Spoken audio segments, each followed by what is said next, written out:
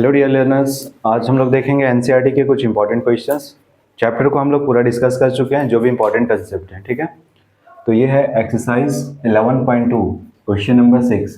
Find the Cartesian equation of the line which passes through the point -2, 4, -5 and parallel to the line given by x + 3/3 y - 4/5 z + 8/6। देखो हम लोग पढ़ चुके हैं कि किसी भी लाइन का इक्वेशन लिखने के लिए क्या करना होता है। एक तो गिवन पॉइंट चाहिए होता है और एक गिवन लाइन चाहिए। गिवन लाइन किस फॉर्म में था? वेक्टर फॉर्म में, याद है ना, वेक्टर बी। तो अभी देखो तो गिवन लाइन जो है ना वो इस फॉर्म में दे रखा है, समझ में आया? तो इस फॉर्म में दे रखा है, तो इस फॉर्म से हमको क्या चाहिए होता है? पॉइंट तो हमको पता है ना कि -2, 4, -5 है। और हमको क्या चाहिए? गिवन लाइन से हमको क्या चाहिए? डायरेक्शन ना चाहिए सिर्फ। तो डायरेक्शन क्या होगा यहाँ पे? 3, 5 और 6, ठीक है। तो देखो ये सिंपल ही क्वेश्चन है। थोड़ा सा इसको स्टैंडर्ड फॉर्म में अगर पॉइंट देखो दे रखा है, पॉइंट क्या है? गिवन पॉइंट दे रखा है। गिवन पॉइंट को ए से लिखते हैं हम लोग, -2, 4, -5, ठीक है। और गिवन लाइन जो है वो दे रखा है। गिवन लाइन याद है वेक्टर भी दिया होता था, 2i + 3j + 4j। तो यहाँ पे वही चीज़ है, 3i + 5j + 6k। समझ में है ना? तो इससे हम लोग क्या देख सकते हैं? उस लाइन का डायरेक्शन लिख सकते हैं, ठीक है। तो देखो गिवन लाइन क्या है? x + 3/3 equal to y - 4/5 equal to z + 8/6। देखो यहाँ पे कुछ अगर स्टैंडर्ड फॉर्म में कर दे तो क्या होगा? स्टैंडर्ड फॉर्म में कर लो, x - 3/3 is equal to y - 4/5 is equal to z -8/6। Denominator में चेंज होने का कोई यहाँ पे कोई चांस नहीं है, कुछ चेंज नहीं होने वाला। स्टैंडर्ड फॉर्म में करके ही करना, ठीक है। अच्छा, स्टैंडर्ड फॉर्म में हो गया तो यहीं से ना पता चलता है ABC। गिवन लाइन ये है, तो गिवन लाइन का डायरेक्शन ऐसे ही ना है। तो बताओ A क्या है? बताओ 3, B क्या है 5 और C क्या है 6। हो सकता तो माइनस कॉमन आता तो माइनस को नीचे भेजते ना, इसलिए स्टैंडर्ड फॉर्म में करके ही आदत बनाओ सॉल्व करने का। सर में ये होगी। अब गिवन पॉइंट है तो रिक्वायर्ड इक्वेशन लिखना है उस लाइन का जो कि इस पॉइंट से पास हो रहा हो और ये उसका डायरेक्शन हो। तो हम लोग जान रहे हैं इक्वेशन क्या होता है? x - x1/a, y - y1/b, z - z1/c। तो लिख दो equation of the line, equation of the line. Line का इक्वेशन क्या होता है हम लोग पता है, x - x1/a is equal to y - y1/b is equal to z - z1/c। तो x - x1 देखो तो +2 बाई में a का वैल्यू क्या है 3 is equal to y - y1 का वैल्यू 4 बाई b क्या है 5 is equal to z - z1 + 5 by में क्या हो जाएगा 6। ये हो गया, समझ में आया ना? ठीक है, लिख लो जल्दी से। नेक्स्ट क्वेश्चन जो है मिसलेनियस एक्सरसाइज का क्वेश्चन नंबर 3। ऐसा क्वेश्चन हम लोग एक्सरसाइज 11.2 में देख चुके हैं, ठीक है। देखो दो लाइन दे रखा है, कार्टेशियन इक्वेशन है, x - 1/-3, y - 2/2k, z - 3/2 and x - 1/3k, y - 1/1, z - 6/-5। Line देख रहे हो, स्टैंडर्ड फॉर्म में लिखा हुआ है ना? तो ये गिवन पॉइंट होता है। गिवन पॉइंट बताओ तो इस लाइन का अगर बताना चाहें तो क्या आएगा? 1, 2, 3। अच्छा, गिवन लाइन बताना चाहेंगे वेक्टर फॉर्म में क्या लिखेंगे? -3i + 2k j + 2k, ठीक है। तो देख बोल दिया लाइन परपेंडिकुलर, तो लाइन परपेंडिकुलर है तो हम लोग को किससे मतलब होना चाहिए? डायरेक्शन से, क्योंकि डायरेक्शन ही हमको बताएगा कि वो कितना डिग्री पे कट कर रहा। तो बोल दे रखा है यहाँ पे, सवाल में दिया हुआ है कि दोनों जब परपेंडिकुलर है तो क्यों ना सबसे पहले इनका डायरेक्शन लिख लो गिवन लाइन का, ठीक है। डायरेक्शन ऐसे लिख लो इसका। तो बताओ वेक्टर b1 बनाने क्या आएगा? Vector b1 -3i + 2k j + 2k। Standard form में लिखा हुआ है ना, तो स्टैंडर्ड फॉर्म में नहीं होता तो हम लोग लास्ट क्लास में किए हैं, p वाला जो था वैल्यू फाइंड करना, ठीक है ना। सेकंड वेक्टर बताओ, वेक्टर b2 क्या होगा? Vector b2 is equal to बताओ 3k i + j - 5k। अब क्या लिखेंगे, since the lines are perpendicular, lines are perpendicular, therefore their dot product of the direction ratio कितना आ जाएगा, 0। सॉल्व कर लेते हैं। Vector b1 -3i cap plus 2k J cap plus 2k cap dot b2 क्या है, 3k I cap plus J cap minus 5k cap is equal to 0। Dot product करो, 3 और ये 3k माइनस 9k होगा, ठीक है। फिर ये भी प्लस में, ये भी प्लस में, plus 2k into 1 2k minus 5 into 2 10 equal to 0। ये k कैप वाला मत के लिख देना सन में ना, ये के लिखना है जिसमें कैप नहीं लगा हुआ है, ठीक है।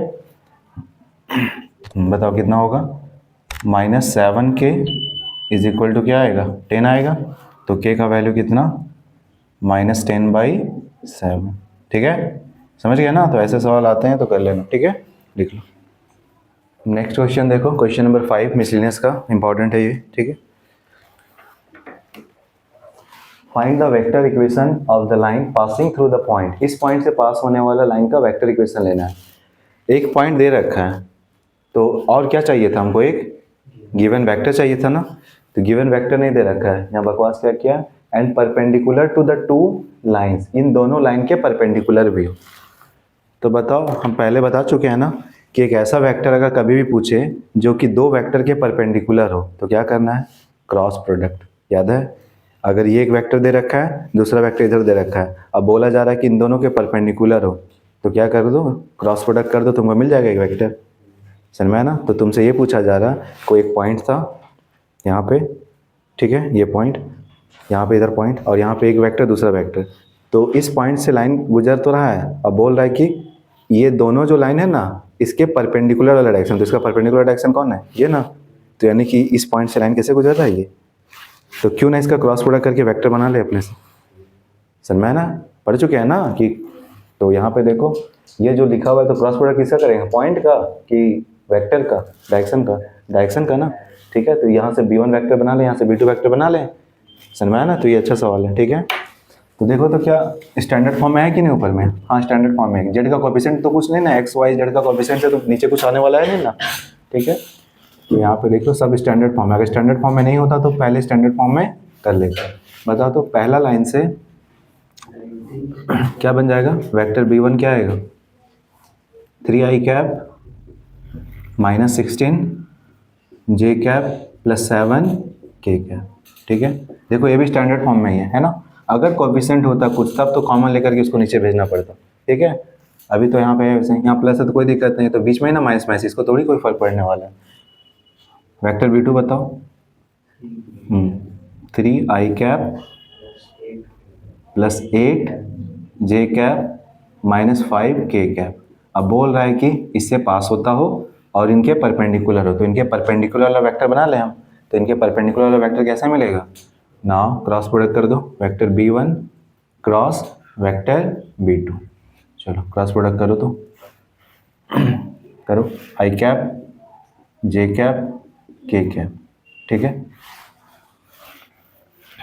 बताओ कोएफिशिएंट क्या है, 3 माइनस 16 7, ठीक है, b1 का। b2 का बताओ, 3 8 माइनस 5, ठीक है। आई कैप, ये रो इस कॉलम को छोड़ो, 16 5 जा 80 माइनस 56, बीच में माइनस जे कैप, इस रो इस कॉलम को छोड़ो, माइनस 15 माइनस 21 प्लस के कैप, इस रो इस कॉलम को छोड़ो, 24 प्लस 48 हो जाएगा, ठीक है। ऐड सॉल्व करो, कितना आएगा, 24 आएगा, 24 आई कैप, यहाँ बताओ प्लस 36 जे कैप होगा, यहाँ पे बताओ प्लस कितना 72 के कैप आ गया ना। तो अपने से इसको मान लें, नया वेक्टर मान लो ना सी, ठीक है, समझ गए।